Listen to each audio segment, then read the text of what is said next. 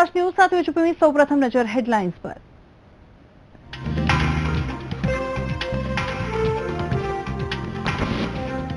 હાર્દિક સામે મહેશ પટેલનો આરોપ, કહ્યું હાર્દિકે કેટલા નાણાં લીધા તેની મને ખબર છે। હાર્દિક સમાજને ગેરમાર્ગે દોરી રહ્યાનો આરોપ।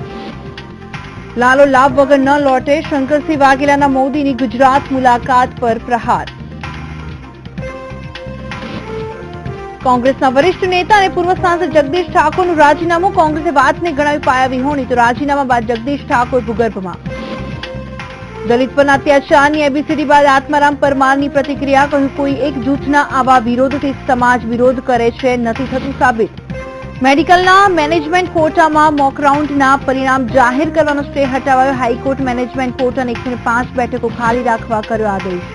રાજકોટમાં મહિલાના આપઘાતના પ્રયાસમાં કેસમાં નવો વળાંક, મહિલાના જેઠે પણ કર્યો આપઘાતનો પ્રયાસ। અને તરણેતરના મેળાના મહેમાન બન્યા સીએમ વિજય રૂપાણી, સૌનો સાથ સૌના વિકાસની કરી વાત।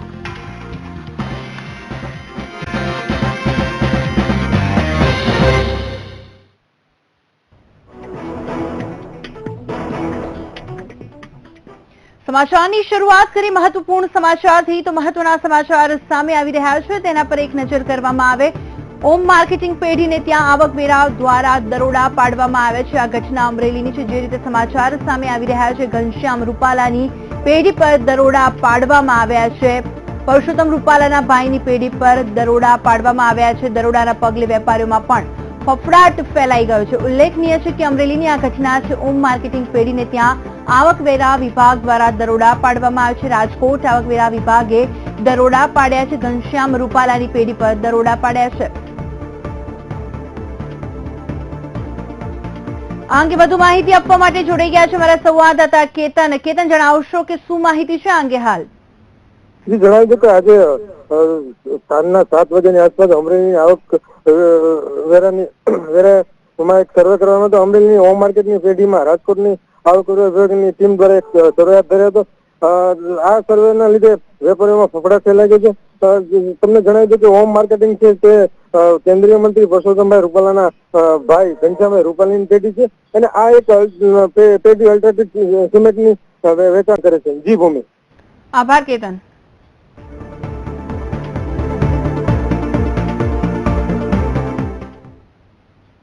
ન્યાય મેળવવાના ઘણા રસ્તાઓ છે, પરંતુ સ્વજનોના જીવના જોખમે ન્યાય મળે તે માટે તે કેટલો યોગ્ય છે? આવો જ કંઈક ન્યાય મેળવવા રાજકોટ ડિસ્ટ્રિક્ટ કોર્ટમાં માતે 2 પુત્રીઓ સાથે આપઘાત કરવાનો પ્રયાસ કર્યો।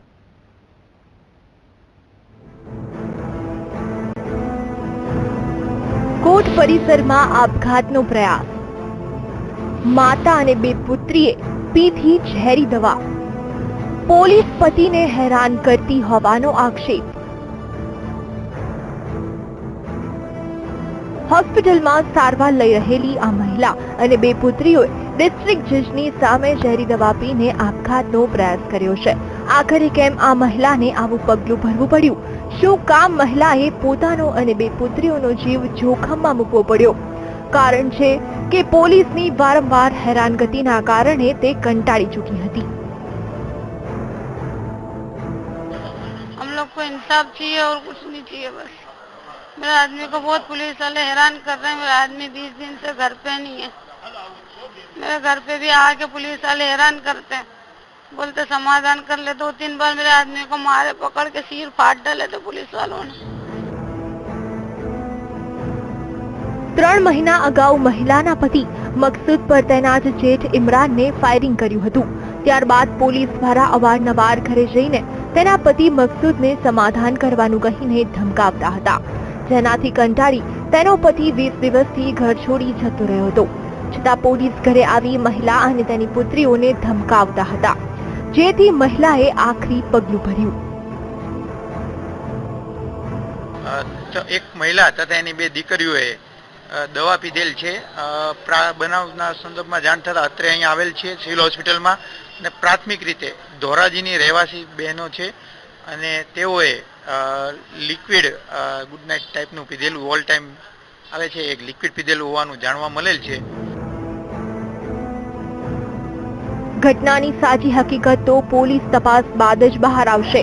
પણ શું ન્યાય મેળવવા માટે કે પોતાની વાત રજૂ કરવા માટે ફક્ત આપઘાત જ જાણે એક ઉપાય છે? Bureau report, BTV news. તો આ તરફ રાજકોટ ડિસ્ટ્રિક્ટ કોર્ટમાં આપઘાતનો પ્રયાસ કરનાર મહિલાના જેઠે ઇમરાનને પણ આપઘાત કરવાનો પ્રયાસ કર્યો. આરોપી ઇમરાને ગોંડલ જેલમાં ઝેરી દવા પીને જીવન ટૂંકાવવાનો પ્રયાસ કર્યો છે, જેથી પોલીસે તેને સારવાર અર્થે હોસ્પિટલ ખાતે ખસેડ્યો છે. સાથે જ આ મામલે વધુ કાર્યવાહી હાથ ધરવામાં આવી છે.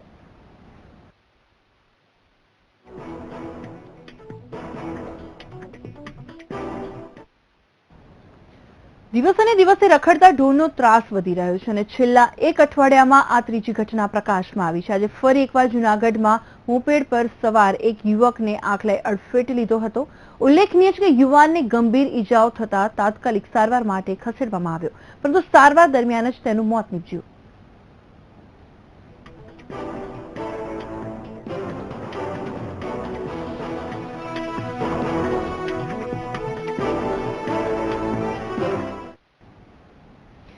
જાહેર માર્ગો પર વાહન ચાલકો જ્યારે રખડતા ઢોરના પગલે મુશ્કેલીમાં મુકાયા છે. 2 દિવસ પહેલા રાજકોટમાં રસ્તા પર 2 આખલાઓ બાખડી રહ્યા હતા, ત્યારે જ આખલાએ વાહન ચાલકને અડફેટે લીધો હતો, જેમાં વાહન ચાલક ગંભીર રીતે ઘાયલ થયો. આજે જૂનાગઢમાં આજે ફરી એકવાર મોપેડ પર સવાર યુવકનું આખલાની અડફેટે આવતા મોત નીપજ્યું. વારંવાર આ અંગે જાણ કરવા છતાં પણ તંત્ર આંખ આડા કાન કરી રહ્યું છે, પરંતુ આનાથી રાહદારીઓ અને વાહન ચાલકોને હાલાકીનો સામનો કરવો પડે છે. આથી પ્રજામાં રોષ જોવા મળી રહ્યો છે. હવે એ સવાલ ઉભો થયો છે કે વ્યક્તિના મોત પાછળ કોણ જવાબદાર? આખરે ક્યારે પશુઓના ત્રાસથી મળશે રાહત? તંત્ર આ ઘટના મામલે યોગ્ય નિરાકરણ લાવશે ખરી?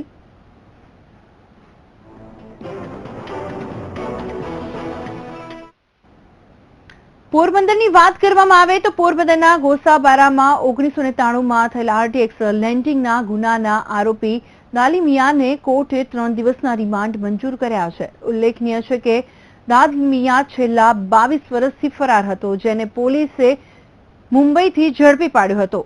દાદલીમિયાના રિમાન્ડ માટે પોલીસે જિલ્લા પ્રિન્સિપાલ સિવિલ જજના બંગલે દાદલમિયાને રજૂ કર્યો હતો, જ્યાં પોલીસે તેના 14 દિવસના રિમાન્ડની માંગ કરવાની હતી. તે રિમાન્ડની માંગણી સાથે ફરી એક વખત દાદલીમિયાને કોર્ટમાં રજૂ કરાયો હતો.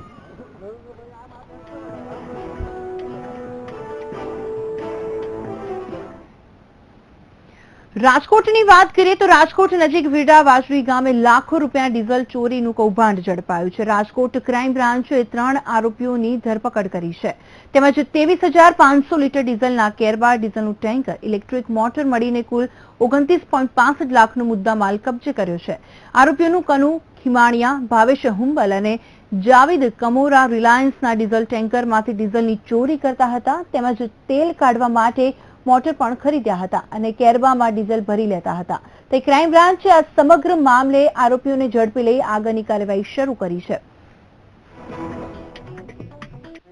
એ જગ્યા ઉપરથી લગભગ 3,000 લીટર જેટલું ડીઝલ તેમજ જે ટેન્કર છે એની અંદર 24,000 લીટર જેટલું ડીઝલ છે. એટલે આમ ભેગું કરીએ તો 26,000 લીટર જેટલું ડીઝલ હાલ અમે કબજે કરેલું છે, જેની ટેન્કરની સાથે કિંમત ગણીએ તો 29 લાખની આસપાસની આશરે થાય છે. તો જૂનાગઢ શહેરમાં વરસાદના લીધે છેલ્લા ઘણા સમયથી શહેરના રસ્તાઓનું ધોવાણ થઈ ગયું છે અને આ સાથે જ દામોદર કુંડને સ્વિમિંગ પુલ બનાવી નાખવામાં આવ્યો છે, જેને લઈને ધાર્મિક લોકોની લાગણી દુભાતા કોંગ્રેસમાં ભારે રોષ જોવા મળી રહ્યો છે. આ મામલે યુથ કોંગ્રેસ દ્વારા મેયરના પુતળાનું દહન કરી વિરોધ દર્શાવવામાં આવ્યો. જોકે વિરોધ દરમિયાન પોલીસે 10 કાર્યકર્તાઓની અટકાયત કરી છે. આજ રોજ જૂનાગઢની બિસ્માર હાલત અને દામોદર કુંડને જે સ્વિમિંગ પુલ બનાવી આપેલ છે તેના વિરોધમાં યુથ કોંગ્રેસ અને કોંગ્રેસ દ્વારા મેયરના પુત્રનું દહન કરેલ છે અને એ અમે સફળ રીતે દહન કરેલ છે અને એ બાદ અમને એ ડિવિઝન પોલીસ સ્ટેશનમાં 10 થી 15 કાર્યકર્તાઓને અટકાયત કરવામાં.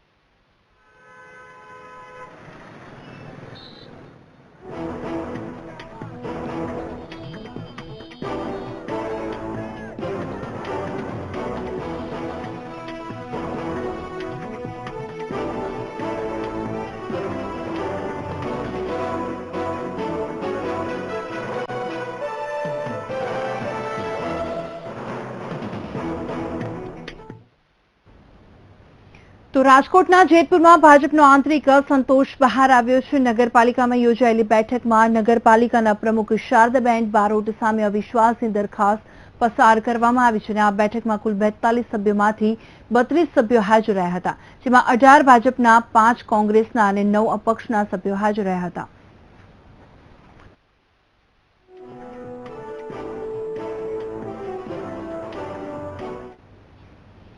તો ભુજના ઉમેદ ભવન ખાતે કચ્છ જિલ્લા ટ્રક ઓનર્સ એસોસિએશનની બેઠક મળી હતી, જે ભારે હંગામેદાર રહી હતી. ઓવરલોડ વાહન અને પ્રદૂષણ ડામવા માટે ચર્ચા વિચારણા કરવામાં આવી રહી હતી. તે દરમિયાન ચર્ચાએ ઉગ્ર સ્વરૂપ ધારણ કરતા ઓવરલોડ મામલે કોઈ નિર્ણય લેવામાં આવ્યો ન હતો અને બેઠક મોકૂફ રાખવામાં આવી હતી. ગાડીવાળા એટલે કરે છે, પણ ઓવરલોડ બંધ કેવી રીતે કરવો એ જ કારણ કે ખાતું જો એક સરકાર જો નિર્ણય લઈ લે કે ભાઈ ઓવરલોડ હાલવો ન જોઈએ તો બિલકુલ બંધ થઈ જાય. પણ હવે સરકારે જો એવો નિર્ણય આરટીઓમાં એવું પરિપત્ર મોકલે કે ભાઈ ઓવરલોડ ના હાલવું જોઈએ તો બંધ થાય. આ કોઈ વ્યક્તિગત આપણે કોઈને નુકસાન. આજે જે મીટિંગ થઈ હતી એમાં ખાલી કચ્છ જિલ્લા ટ્રક ઓનર્સ એસોસિએશનની મીટિંગ હતી. એમાં ફક્ત ને ફક્ત પશ્ચિમ કચ્છના ટ્રક ઓનર્સ જ આવ્યા હતા, કે જ્યારે મુન્દ્રા, કંડલા અને ભુજ તાલુકાના ટ્રક ઓનર્સ એટલા બધા હાજર નહોતા. જે લોકોને આ વાતની અવેરનેસ હજી નથી એ લોકોને હવે આ વાતની જાણ કરવામાં આવશે અને બધા ડિસિઝન આવતી મીટિંગમાં લેવામાં આવશે. ત્યાં સુધી આ મીટિંગ આજે આ નિર્ણય ઉપર બંધ રહી છે કે હવેથી બધાને ભેગા કરો, સૌનો સાથ લ્યો, સૌનો સહકાર લ્યો અને પછી ઓવરલોડ બંધ કરવા માટે આગળ કલેક્ટર શ્રીને નિવેદનપત્ર આપો. અને સમાચાર પર નજર કરીશું બ્રેક બાદ.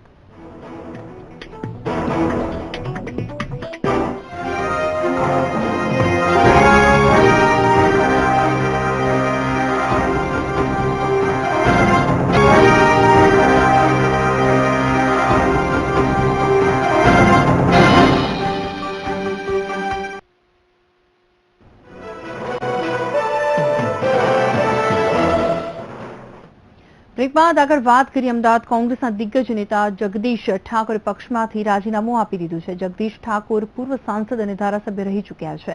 તે પક્ષની નેતાગીરી સાથે નારાજગીને લઈને તેમણે રાજીનામું આપ્યું હોય તેવી ચર્ચા હાલ ચાલી રહી છે. એક તરફ કોંગ્રેસ 2017 વિધાનસભાની ચૂંટણીની તૈયારી કરી રહ્યું છે, તો બીજી બાજુ કોંગ્રેસના દિગ્ગજ નેતાએ રાજીનામું આપતા કોંગ્રેસમાં હડકંપ મચી જવા પામ્યો છે. જગદીશ ઠાકોરની વાત કરવામાં આવે તો 1 જુલાઈ 1957ના રોજ અમદાવાદના નરોડામાં જન્મેલા જગદીશ ઠાકોર કોંગ્રેસના દિગ્ગજ નેતાઓમાંના એક છે. પોતાના ઠાકોર સમાજમાં સારું પ્રભુત્વ ધરાવતા જગદીશ ઠાકોર 1975 થી કોંગ્રેસમાં સક્રિય છે. 1975માં તેઓ અમદાવાદ જિલ્લા યુથ કોંગ્રેસ કમિટીના સેક્રેટરી હતા. નાના પદથી કોંગ્રેસમાં શરૂઆત કરનાર જગદીશ ઠાકોર 2002માં ગાંધીનગર જિલ્લાની દહેગામ બેઠક પરથી ધારાસભ્ય પદે ચૂંટાયા હતા. 2007માં ફરીથી તેઓ દહેગામના ધારાસભ્ય પદે ચૂંટાઈને કોંગ્રેસ પક્ષના મુખ્ય દંડક બન્યા હતા. 1998માં લોકસભાની કપડવંજ બેઠક અને 2009માં પાટણ બેઠક પરથી સાંસદ તરીકે ચૂંટાયા હતા. કોંગ્રેસના દિગ્ગજ નેતા અને પૂર્વ સાંસદ જગદીશ ઠાકોરે આપેલા રાજીનામા અંગે કોંગ્રેસના પ્રવક્તા હિમાંશુ પટેલે પ્રતિક્રિયા આપી છે. અમારા સન્માનીય નેતા જગદીશભાઈ ઠાકોરે રાજીનામું આપ્યું છે. એ વાત કોઈ જ જાતના તથ્ય વિહોણી છે. એક જવાબદાર કોંગ્રેસના દિગ્ગજ નેતા જન આક્રોશ રેલીમાં પણ જેને મોખરાનું કામ કર્યું હતું હમણાં જ, એટલે હાલ અમારી જોડે એવા કોઈ ઓથેન્ટિક સમાચાર છે જ નહીં કે જગદીશભાઈએ આવો કોઈ નિર્ણય લીધો હોય. ગુજરાતમાં ઉના દલિત કાંડ મામલે અને થાનમાં દલિત અત્યાચાર મામલે હવે દલિતોએ પોતાના અંદરનો આક્રોશ વ્યક્ત કરવા શબ્દોનો સહારો લીધો છે અને પુસ્તિકા રૂપી હત્યાને હાથો બનાવ્યો હોય તેવું લાગી રહ્યું છે. શું છે આ પુસ્તિકામાં, જે આ ખાસ અહેવાલમાં.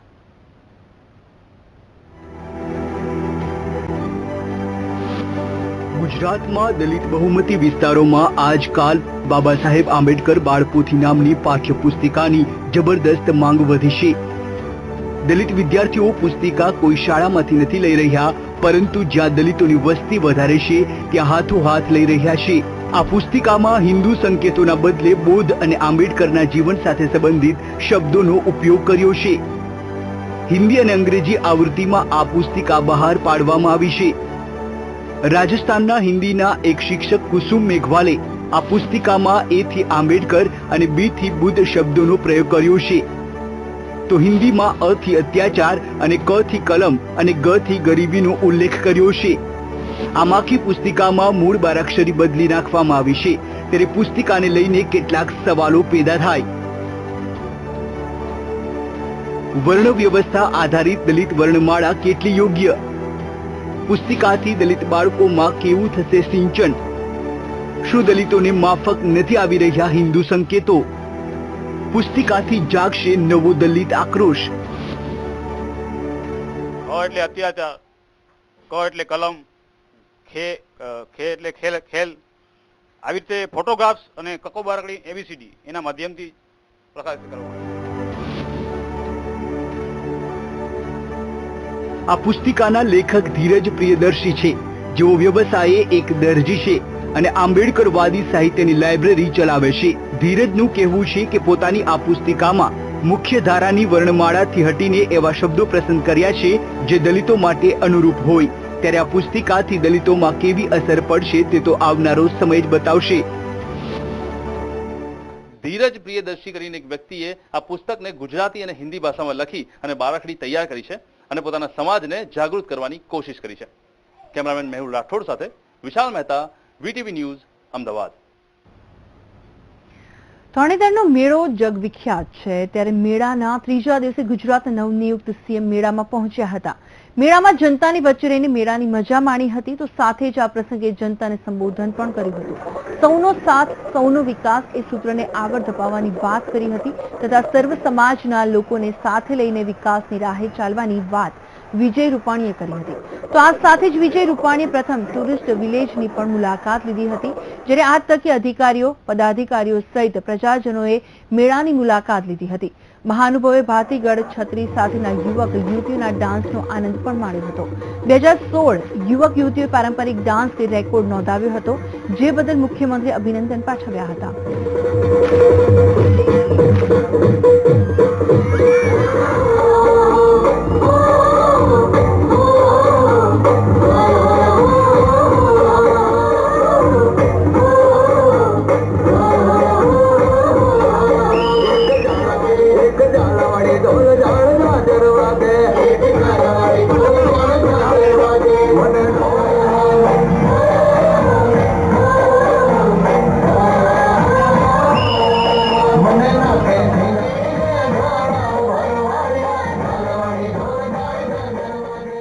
સરકારે આ વખતે તરણેતરનું પ્રતીક એટલે છત્રી તો Guinness book of world record માટેનો પ્રયત્ન અને મોટી સંખ્યામાં છત્રી રાસ એક નવીનતા ઉમેરી અને ખરા અર્થમાં લોક સાહિત્ય, લોક ભજનો, સંતવાણીઓ અને આ વિસ્તારના, આચાર વિસ્તારના લોકો ખૂબ સારી રીતે આ મેળો માણે એ પ્રકારની વ્યવસ્થા કરી છે. અને સમાચાર પણ રજૂ કરીશું બ્રેક બાદ.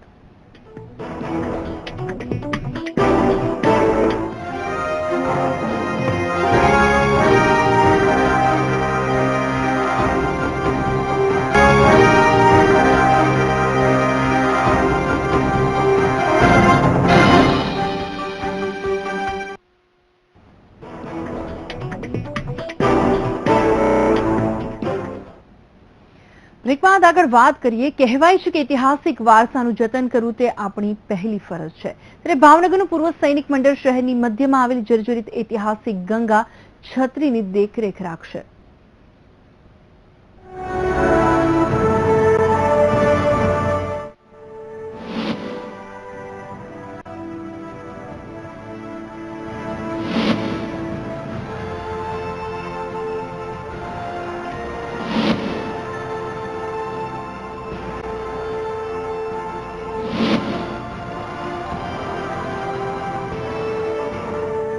ભાવનગરના રાજવી તખ્તસિંહ અને ભાવસિંહજીના સમયમાં આ છત્રીનું નિર્માણ કરવામાં આવ્યું. રાજવી પરિવારના રાણી રાજબાની યાદમાં ગંગા છત્રી બનાવવામાં આવી છે, જેને મિની તાજમહેલ તરીકે ઓળખવામાં આવે છે. આ છત્રીમાં ભગવાન શિવનું મંદિર પણ આવેલું છે. આટલી જૂની 125 વર્ષ જૂની જે આ હેરિટેજ છે, એક ઐતિહાસિક જે આ જગ્યા છે, એને વધુમાં વધુ સાચવણી કરવા માટે અમે લોકો સક્ષમ છીએ. અને સૈનિક જે છે આજે દેશ સેવા કરી છે, એવી રીતે આ એક સમાજ સેવા કરવાનું પણ અમને એક મોકો મળે એવી અમે એક દરખાસ્ત કરી અને કલેક્ટરશ્રીએ એમાં મંજૂરી આપી છે. ગંગા છત્રીની જાળવણી કરવાનું કામ પુરાતત્વ વિભાગનું છે, પરંતુ પુરાતત્વ વિભાગ નિષ્ક્રિય છે અને રાજકોટ ખાતે છે, જેને લઈને આ જવાબદારી સિટી મામલતદાર હસ્તકના વિભાગને સોંપવામાં આવી. જો કે તેની કામગીરી પણ અસરકારક ના નીવડતા આખરે આ કાર્ય પૂર્વ સૈનિક મંડળે ઉપાડી લીધું છે. 10 ફૂટ ઊંચી ગ્રીલ અમારે લગાવવાની છે, જેથી કોઈ ન્યુસેન્સ અંદર આવી નહીં શકે. ત્યારબાદ અંદર આરસના પથ્થરની બેન્ચીસ બનાવવાની છે. એની સાથે સાથે આજે ગાર્ડનિંગ અને જે કંઈ ક્લીનશીપ છે, હાઉસકીપિંગ એ જરૂરી છે. અને દિવસ રાત 24 કલાક સિક્યોરિટી ગાર્ડની અમે વ્યવસ્થા કરવાના છીએ. ગંગા છત્રી જાળવણીના અભાવે પોતાની ઓળખ ગુમાવી ચૂકી છે, ત્યારે ગંગા છત્રીને સાચી ઓળખ અપાવવા હવે પૂર્વ સૈનિક મંડળ સામે આવ્યું છે. ત્યારે આવા બીજા સ્મારકો માટે અન્ય સંસ્થાઓ આગળ આવે તે પણ એટલું જ જરૂરી છે. નીતિન સોની, વીટીવી ન્યૂઝ, ભાવનગર. તો આ સાથે સમાચારમાં હાલ બસ આટલું. મને રજા આપશો. નમસ્કાર.